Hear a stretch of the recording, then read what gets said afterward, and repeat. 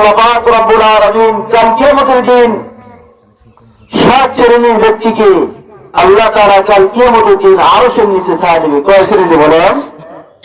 7 শ্রেণীর ব্যক্তিকে আল্লাহ তাআলা কাল কিয়ামতের দিন তার আরশের নিচে ছায়া দেবে।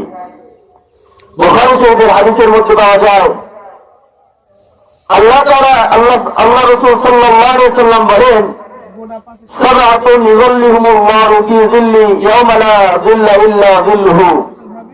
ওই দিন, যেই দিন কঠিন মুসিবত আরশের নিচে মানুষ কাতরাইতে থাকবে, কিয়ামতের মাঠ কায়েম হয়ে যাবে, কারো কারো হেঁটু পর্যন্ত পানি হয়ে যাবে, কারো কারো ঘোড়া পর্যন্ত পানি হয়ে যাবে, কেউ সাঁতরাইতে থাকবে।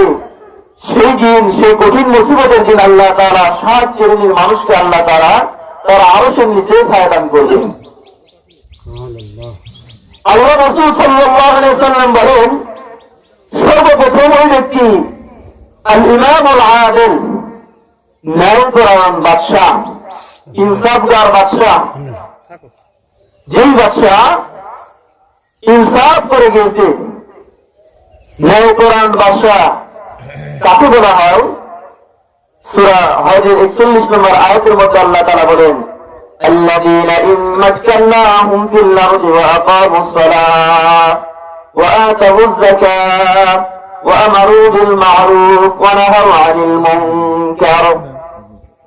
আল্লাহ তাআলা বলতেছে, ন্যায়পরায়ণ বাদশাহ ওই বাদশাগুলো যাদের মধ্যে 4টি গুণ পাওয়া যাবে। বলেন কয়টি?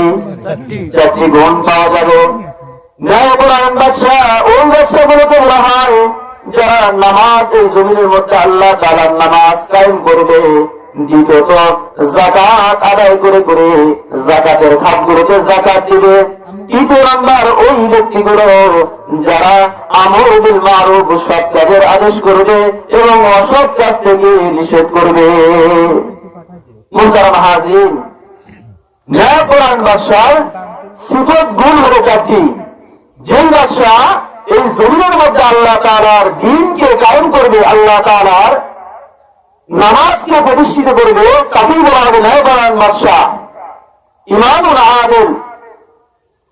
এবং যে যাকাত আদায় করবে, যাকাতের খাতগুলোতে যাকাত দিবে, তাকেই বলা হবে ন্যায়পরায়ণ বাদশাহ। যে সৎ কাজের আদেশ করবে এবং অসৎ কাজ থেকে নিষেধ করবে।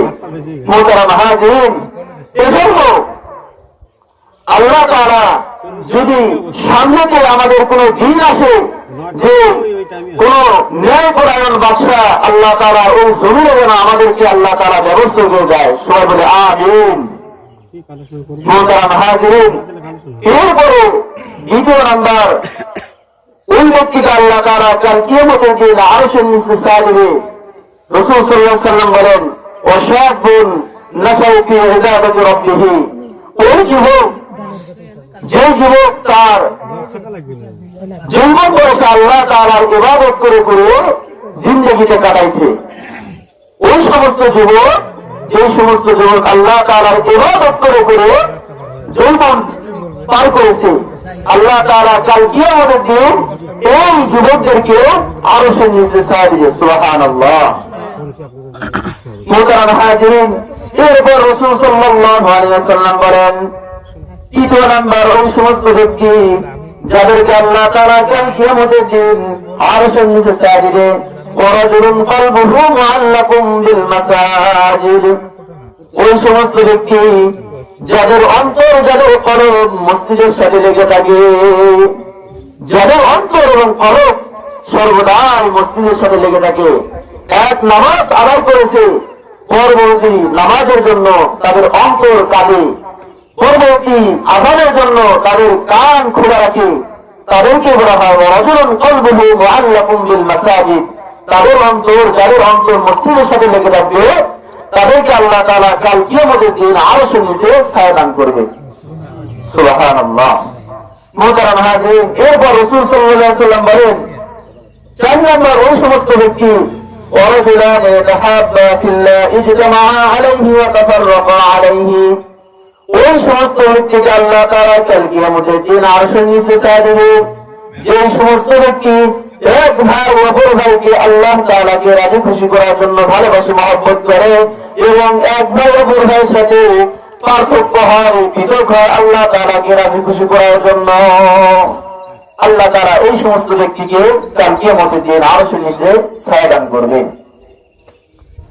আল্লাহ রাসূল সাল্লাল্লাহু আলাইহি ওয়াসাল্লাম বলেন, ৫ নম্বর ওই সমস্ত ব্যক্তি ওয়ারাজুলুন তারাবাতুহু ইমরাআতুন যাতা মানসিবিন ওয়া জামালিন ফাকালা ইন্নী আখাফুল্লাহ।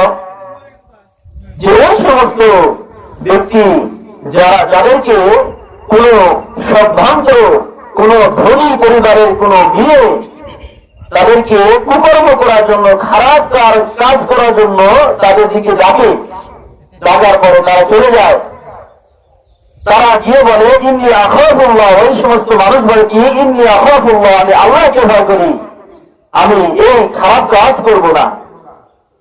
তাহলে পরে যেই সম্ভ্রান্ত পরিবারের মেয়েরা পুরুষদেরকে ডাকে, ডাকার পরে ওই পুরুষটা বলে ইন্নী আখাফুল্লাহ, আমি আল্লাহকে ভয় করি, এই সমস্ত ব্যক্তিকে আল্লাহ তাআলা কাল কিয়ামতের দিন আরশের নিচে ছায়া দান করবেন। মুহতারাম হাজিরিন, এজন্য এটা থেকে আমরা বিরত থাকবো। ওয়ালা তাকরাবুজ জিনা ইন্নাহু কানা ফাহিশা। আল্লাহ তাআলা বলতেছে জিনা সবচেয়ে নিকৃষ্ট কাজ, সবচেয়ে খারাপ কাজ। এই কুকর্ম খারাপ কাজ থেকে আল্লাহ তাআলা আমাদের সবাইকে যেন হেফাজত করে। সবাই বলে আমিন। মুহতারাম হাজিরিন, এরপর রাসূল সাল্লাল্লাহু আলাইহি ওয়াসাল্লাম বলতেছে ৬ নম্বর ওই সমস্ত ব্যক্তি ওয়ারাজুলুন যাকারাল্লাহু খালিয়ান ফাফাযাত আইনাহু। ওই সমস্ত যুবক, ওই সমস্ত মানুষ যাদের চক্ষুগুলো নির্জনে আল্লাহ তাআলার জন্য পানি ঝরে, আল্লাহ তাআলাকে ভয় করে, যখন মানুষ নির্জনে থাকবে, কেউ থাকবে না, রাতের অন্ধকারে তাহাজ্জুদের নামাজ পড়ে শুধু আপনি একা, সেই সময় যদি আল্লাহর ভয়ে যদি চোখ দিয়ে যদি পানি পড়তে থাকে, এই সমস্ত ব্যক্তিকে আল্লাহ তাআলা কাল কিয়ামতের দিন আরশের নিচে আল্লাহ তাআলা ছায়া দান করবে। সুবহানাল্লাহ। এরপরে আল্লাহ রাসূল সাল্লাল্লাহু আলাইহি ওয়াসাল্লাম ৭ নম্বরে বলতেছে এই সমস্ত ব্যক্তি ওয়ারাজুলুন তাসাদ্দাকা হাত্তা লা তা'লামা শিমালুহু মা তুনফিকু ইয়ামিনুহু। ওই সমস্ত ব্যক্তি যারা আল্লাহর রাস্তায় সদকা করে, আল্লাহর রাস্তায় দান করে, ডান হাত দ্বারা দান করে, কিন্তু তাদের বাম হাত জানে না। আল্লাহু আকবার। ওই সমস্ত ব্যক্তি যারা ডান হাত দ্বারা সদকা করে, কিন্তু তাদের বাম হাতও জানে না, এই সমস্ত ব্যক্তিকে আল্লাহ তাআলা কাল কিয়ামতের দিন তারা আরশের নিচে আল্লাহ তাআলা ছায়া দান করবে।